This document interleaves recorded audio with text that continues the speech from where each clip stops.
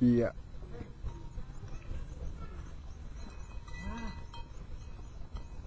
Wawancara aja lah. Saya masuk lah tak. Kasih sih.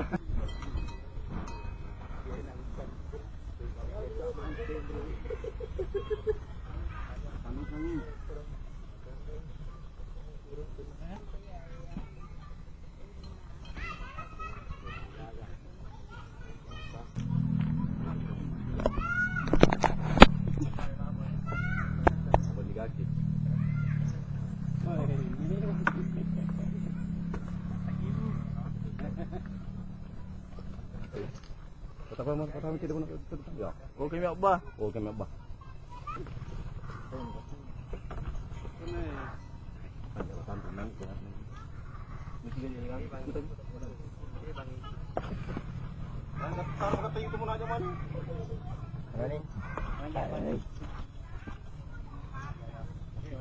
Sabar.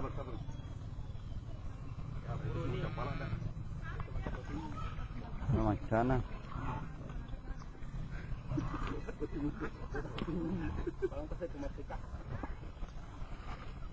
Aja nih tahu.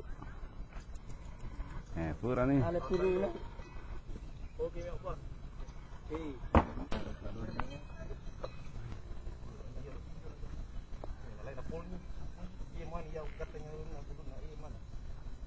Kata gitu aja.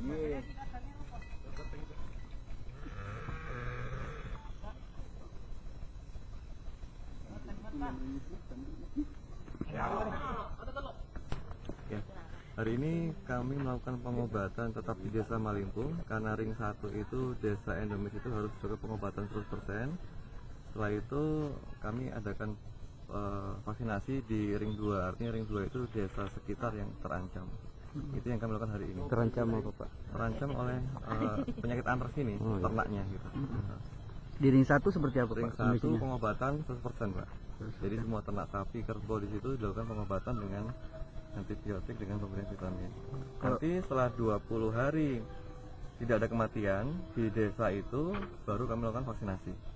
Kalau ring 2, Pak? Ring 2 langsung vaksinasi, Pak. Pak, untuk kejadian ini, Pak, kan sudah puluhan ekor sapi mati. Ya. Apakah bisa disebut KLB, Pak? Kalau KLB definisinya tergantung ya. Kalau saya bisa dibilang ini KLB karena satu pinerang baru pertama kali. Kemudian ini adalah penyakit zoonosis. Iya. Ya, yang bisa menular dari hewan ke manusia. Jadi bisa dibilang KLB, Pak. Jadi virus ini bisa menular ke manusia, Pak? Ya, ini bakteri, bakteri Bacillus anthracis yang penyebabnya ini bisa menular dari hewan ke manusia. Terus bagaimana dengan peternaknya, Pak? Dok. Peternaknya sampai saat ini tidak ada gejala yang menunjukkan dia tertular antraks dari ternaknya, belum ada. Ya. Tapi ada langkah antisipasi misalnya? Langkah antisipasi kebetulan besok di Desa Malimpung ada pertemuan. Yang hadir di sana mungkin rencananya ada dinas peternakan. Kami memberikan materi tentang penyuluhan apa itu antraks di ternak. Kemudian tadi sudah hubungi Dinkes untuk memberikan bagaimana antraks itu di manusia. Ada tanda-tandanya tidak untuk manusia? Di manusia, sepengetahuan saya karena saya dokter hewan. Di manusia ada 3 bentuk kulit, bentuk pencernaan, dan bentuk pernapasan.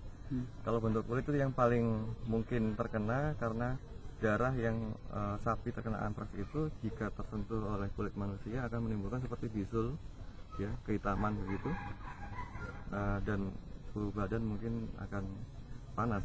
Kalau pencernaan tertelan bisa diare, bisa meninggal juga, atau pernapasannya yang terakhir terhirup menghirup eksudat atau darah si sapi yang terkena itu bisa menyebabkan radang paru-paru. Kegiatan untuk pengendalian penyakit antraks ini kita sudah melakukan pembakaran bangkai. Kedua, kita sudah melakukan pengobatan di daerah endemik. Kemudian yang ring 2 tadi itu sudah kita lakukan vaksinasi.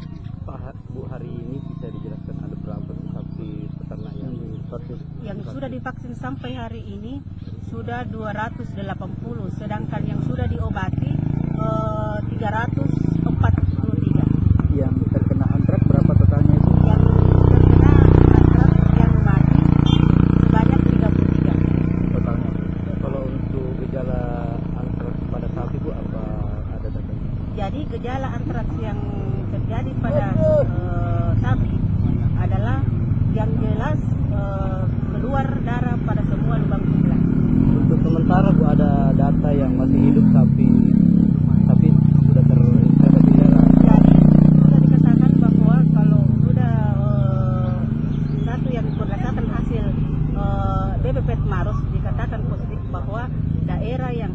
wilayah endemik ini terinfeksi penyakit antraks.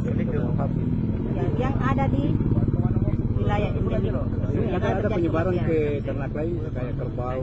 Jadi penyebaran ke ternak kerbau sangat besar kemungkinannya karena dalam satu wilayah satu gembala.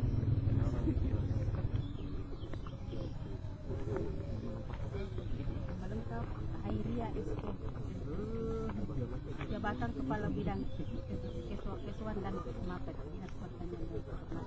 Yang pertama adalah langkah yang diambil oleh teman-teman di Dinas Pertanian dan Peternakan Kabupaten Pindrang adalah langkah yang preventif yang bagus, karena saya pikir langkah ini tidak bisa dibiarkan begitu saja, tidak bisa apatis, harus proaktif melihat, dan ini terbuktinya bahwa teman-teman di Dinas Peternakan sudah turun ke lapangan mendeteksi personifikasi yang punya sapi dan mereka melihat secara langsung dan mereka sudah memberikan pelajaran-pelajaran yang saya pikir ini akan mencoba mengurangi. Tapi yang kedua adalah persoalan yang sudah terjadi hari ini, mereka sudah melakukan penanganan, tetapi kan di sisi lain terkadang personifikasi dari penggembala ini yang terkadang mungkin kurang perhatian, juga yang mencoba karena ada person saudara sama segala ini. Saya pikir ada penyadaran secara individu supaya masyarakat juga bisa sadar tentang bahaya-bahaya yang ditimbulkan oleh apalagi khususnya penyakit antraks yang terjadi di Kecamatan Padang Panoi ini.